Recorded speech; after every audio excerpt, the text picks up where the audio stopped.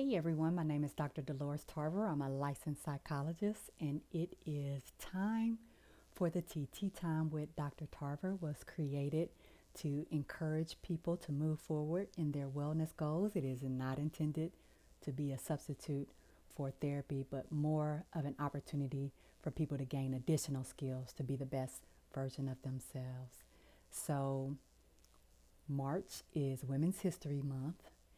Not too long ago, we released a movie, The United States versus Billie Holiday. Some of you may have had a chance to see that. And those things are what is guiding the topic for today, which is holes in my soul, the effects of trauma on relationship dynamics. So let's talk about Miss Billie Holiday. Miss Billie Holiday is an icon. She was a person who advocated actually for civil rights. She doesn't get as much credit for that, being a pioneer in that movement, using her voice to be able to raise awareness, particularly about lynching, but also just about how women were treated in the industry.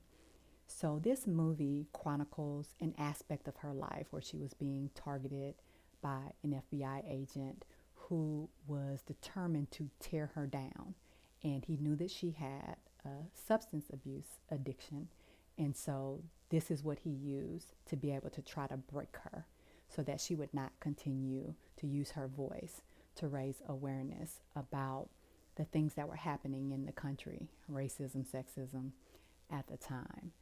So she has a long-standing history of trauma. Men in her life who were financially, physically, emotionally, psychologically abusive to her, and even to the degree that they worked with the FBI to be able to get her arrested and jailed for her addiction instead of her being in recovery where she should have been. So why did she end up getting in these relationships? We always question when people have been in traumatic relationships or they have a traumatic child rearing, why is it that they continue to perpetuate these unhealthy relationships throughout their lives? And I think it's always important to get a little bit of understanding of how a person got there. So for her at age 10, she was raped, and instead of the perpetuator of that abuse being jailed, she was sent to a Catholic reform school, stating she was a prostitute and she needed, right, to have her behavior corrected. So that was the message she was sent at just 10 years old after she was raped.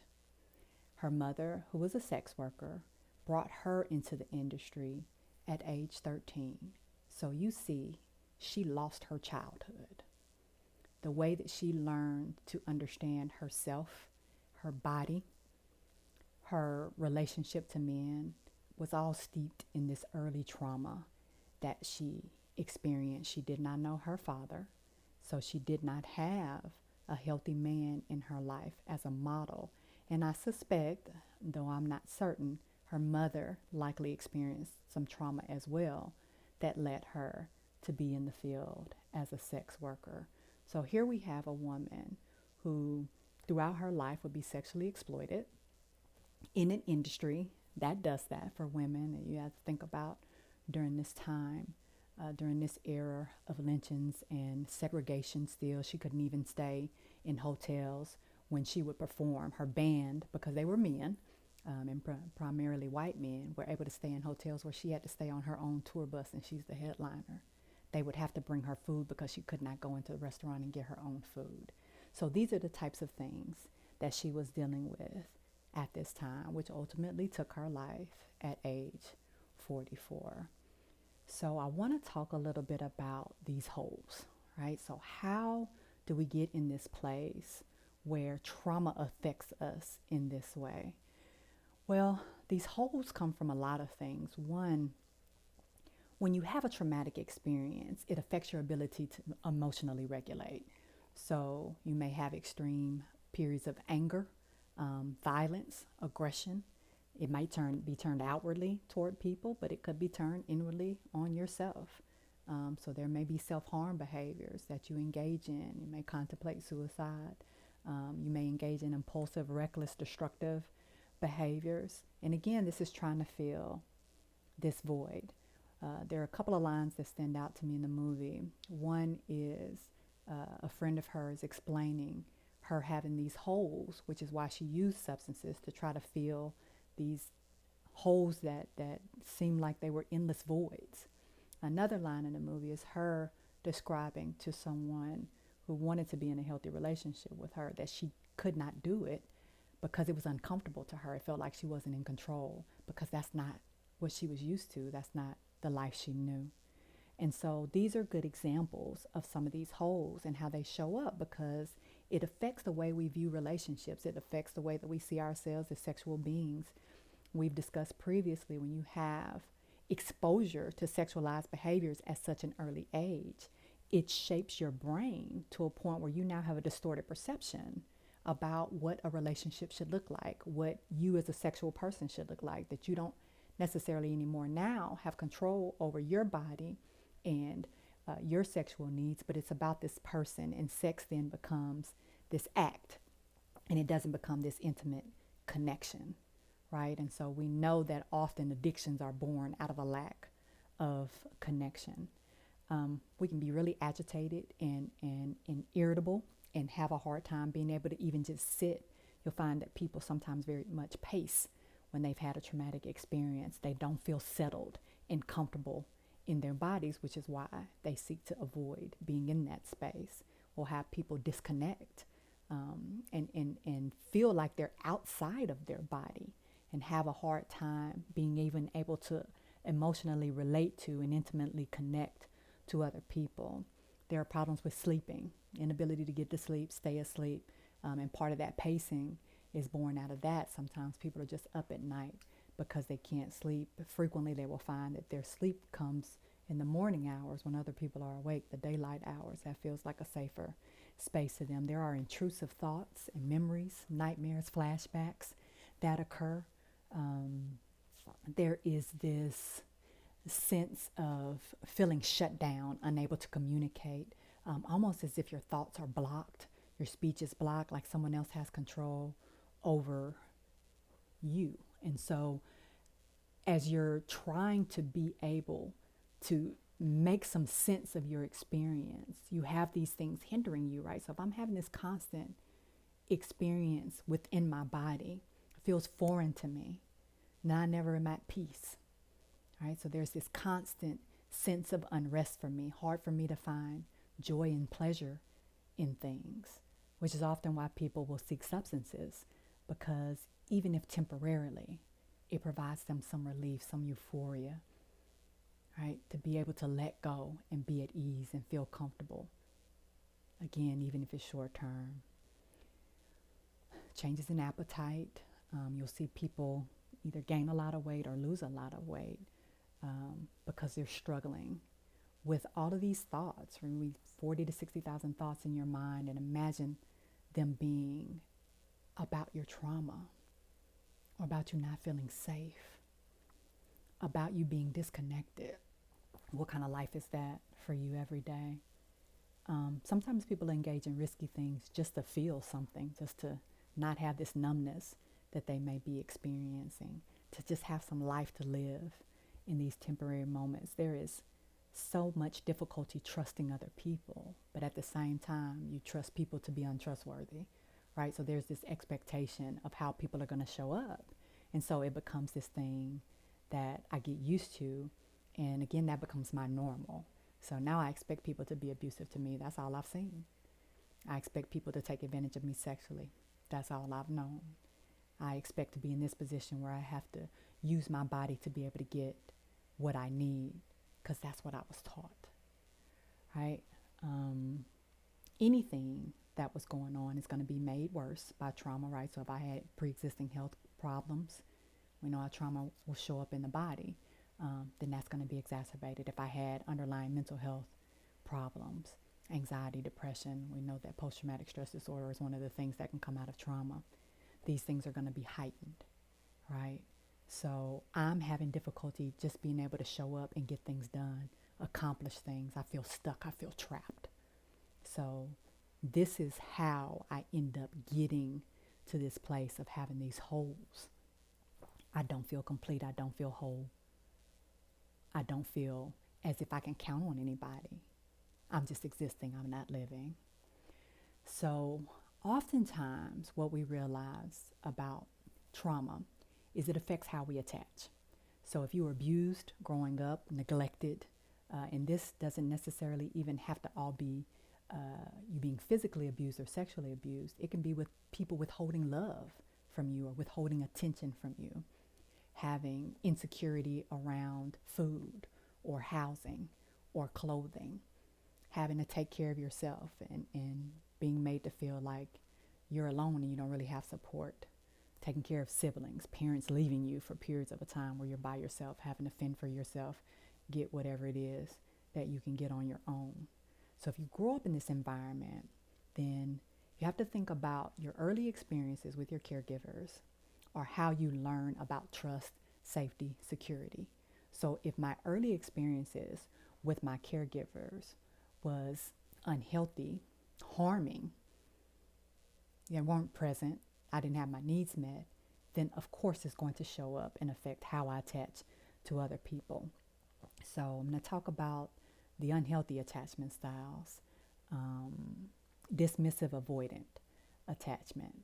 And this often happens when kids had to fend for themselves, right? So I am used to having to be independent. I've had to be since I, was probably not much older than a toddler.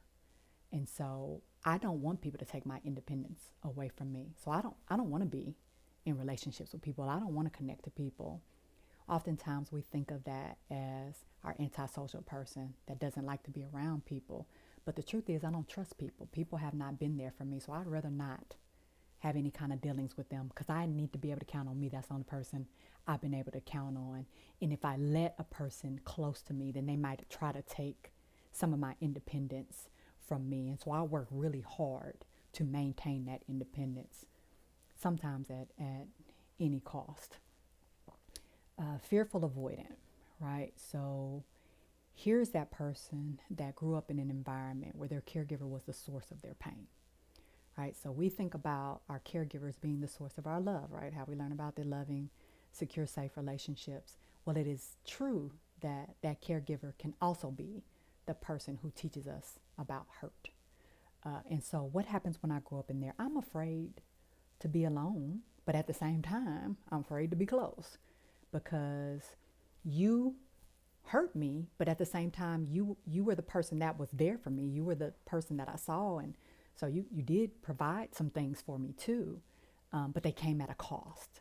And so I have this very conflictual type of attachment with people where I do this push-pull dynamic.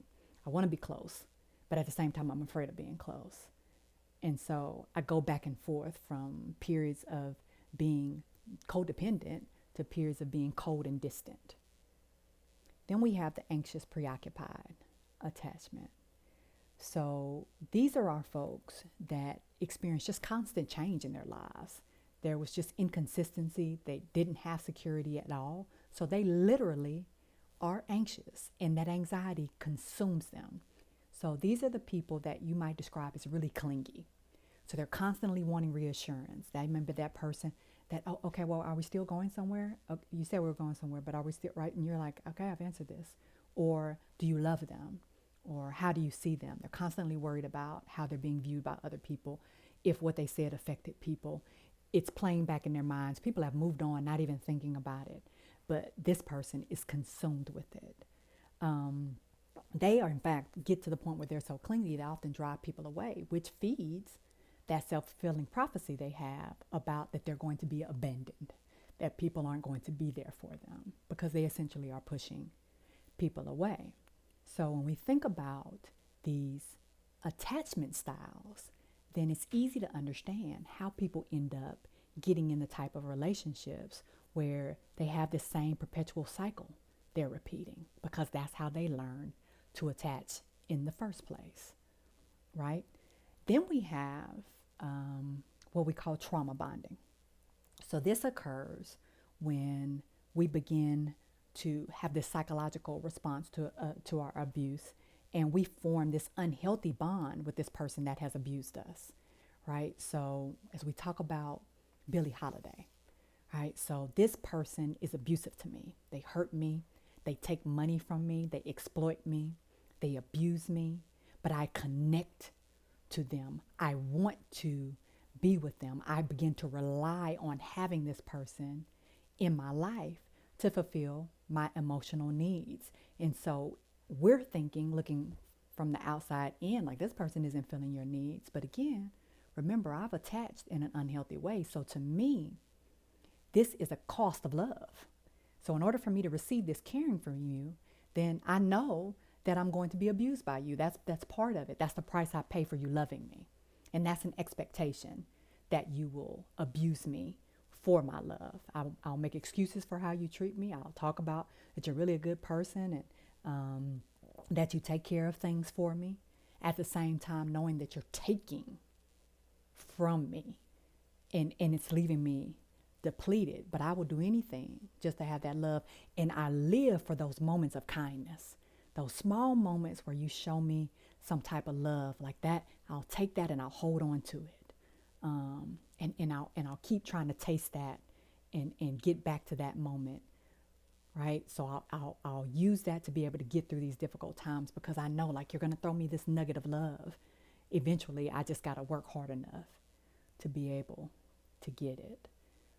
These are the folks that it's often hard for us to get them to see their relationships as dysfunctional and unhealthy. They'll argue with you about it. They'll be really defensive and protective of the relationship they have with this person. They'll get upset if a bystander or a police officer tries to intervene. And you may have witnessed this before. Well, you'll see somebody who is being beaten out in public, and people will step in. They'll call the police, or other men will step in to try to pull this man off this woman. And she says, "Get off him." And she starts fighting this person that is trying to pull this man who is literally beating her off of her love, right? I think the other thing is there is just this reluctance to take steps to leave this abusive relationship. And they may go back and forth with it. They may go stay with some people, get out of it. I'm leaving this time. But they end up going back because ultimately they have connected. They have bonded with this person in this trauma. And so they see them as their salvation, right? Yeah, you're also my enslaver, but you're my salvation at the end of the day. And then we find that people will connect to other folks that have experienced trauma. So now I'm connecting to other people simply because they've had a traumatic background too. And I feel like they'll be more likely to be able to love me and understand me and not judge me, because in my mind, they're broken just like I'm broken. So I can't be with a healthy person in my broken state. I need to be with someone else who is as broken as I am, right? We can fix each other. And as we well know, that doesn't work out well. So how do we change this? How do we get out of this pattern of being in these perpetual, traumatic, abusive types of relationships? How do we change these behaviors? I will tell you that this is a long process. This isn't something quick. And we will see people go back and forth. They'll get out of a traumatic relationship, abusive relationship, get back in one. Even if it's not a dating relationship, it's abusive with friends. It's abusive in their work environment, right? So there are a lot of steps. So even though I'm going to highlight some things, I do not want you all to be deceived in any way that this is some kind of quick process. And I also want you to recognize with your loved ones that they may have a desire to be healthy, but they are fighting against what has been taught to them starting at very young ages about who they are and who they are to people, right? So they're having to really struggle to relearn or learn, maybe they never even knew, healthier strategies of engagement. And so, and I know some of you are thinking, well, we grew up in healthy families. We didn't have those things.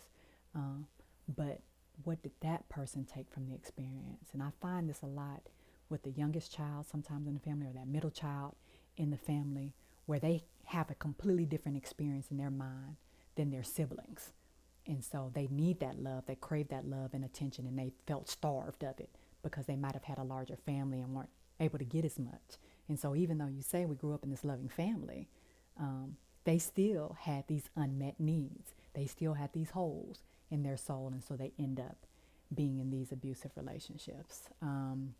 So oftentimes we try to get people to focus on the here and now, right? So that's not live in the space of that this person shows you those bits of kindness, that they have done these loving things in the past. Let's focus on the right now. And the right now is you have a black eye, a busted lip, and several broken bones. That's the right now of this person. They are abusive. So getting that person to acknowledge the harm, because it's when they can pull away from that, when they can have that be distant and not fall into the sea of forgetfulness, and they go back to that place of this loving, kind person, this benevolent being, then they're going to forget about the abuse part. So we want to keep them focused on the here and now of who this person is, and the evidence, right? And that's why it's important for us sometimes to take pictures so we can remind people like, hey, last month there was a broken arm. 3 months ago, he broke all the windows out in your car. 6 months ago, he came up to your job and threatened your male coworker, right? So needing to have this evidence to be able to show people so they cannot, because we know that cognitive distortions can be very, very strong. And so if in my mind I've created, because I need, and this speaks to that cognitive dissonance, I have created this version of this person and I need how I see them to match up to who I think that they are. And so I will take things and misconstrue them so they match up, right? So you need to be able to give this person pictorial or video evidence like, yep, this is who this person is. Positive self-talk, affirmations are really important because, again, I have an issue of worth. I have an issue with seeing myself as someone who has control over their body. I have someone who has, maybe I've been in a misogynistic culture, I've been in a sexist culture, right? So I've been told I'm nothing. And so I need to be able to believe that I am, without a person, of value, that I have worth, that I have a purpose, that I have meaning, right? So that self-talk is really important. Taking care of themselves, just basic, right? So we know that people are engaging in self-destructive behaviors because, again, they're trying to fill these holes. They're trying to numb this pain. They're trying to escape these nightmares and these flashbacks and all of the ways that they've been affected by this trauma. And so being able to learn alternatives, right? Healthy coping skills. How do I take care of myself when I have problems with emotional regulation? I'm overwhelmed and it feels very intense to me. It feels very strong to me. So teaching people how to calm themselves, how to soothe themselves by themselves. You don't need a substance. You don't need a person. You don't need a shop to be able to do that. You can learn how to, water can be very restorative to people when they're trying to ground. Teaching people visualization, mindfulness, to be able to connect with their bodies and learn how to sit in that discomfort and that it will pass. Weighted blankets. There are a lot of different ways we can teach people how to learn how to calm that emotional storm that often leads them to be very reactive. Teaching people just about abusive, toxic relationships, because if I don't know that how I grew up, what I saw, what I've experienced in my relationships has been abusive, then this becomes my schema for how relationships are going to look. So being able to provide that education is really important. Like, here's what an abusive relationship looks like. Here's what a healthy, adaptive relationship looks like. And being able to give examples, right? So helping people be able to see and make sense and have meaning on their own about what relationships are supposed to look like. Being able to see those flags early on that this person is controlling, that this person is going to perpetuate the same type of trauma cycle you've already experienced. They're going to exploit you. Being able to pick up those dynamics, recognizing that those are the type of people that I'm going to attract. So I need to do some things different in dating. Being able to understand how this person attaches. What were their early experiences, right? So I don't move so quickly into relationships. It's part of what ends up happening sometimes when we've had these traumatic experiences, when we've had these unhealthy patterns of attachment, then we end up getting in relationships very, very quickly. And so we don't take the time to actually even know who this person is that I've gotten involved with. Sometimes we just have to teach people how to be safe. Like, how do I leave this? How am I able to make sure that I'm safe? And this is when we start talking to people about safe places they can go, places where this person won't think to look for them. Names and contact information when I'm ready to leave, having that bag packed with the essentials that's hidden somewhere that I can grab and get out of here, knowing what time to leave, what this person's routine and patterns are, so I can be able to get out of there. Again, my evidence, my journal, my pictures to take with me, having a plan of when I'm going to leave. Money, right? That's important. Am I going to be able to have a place to go? Am I going to be able to work during this time? Because I may still have to provide for myself and my family, right? And we want to make sure that people are leaving safely. Like, we don't want folks confronting people that are abusive, trying to get out of these environments with them. And so we really want to talk to people about, again, what is the safest strategy for you exiting this situation?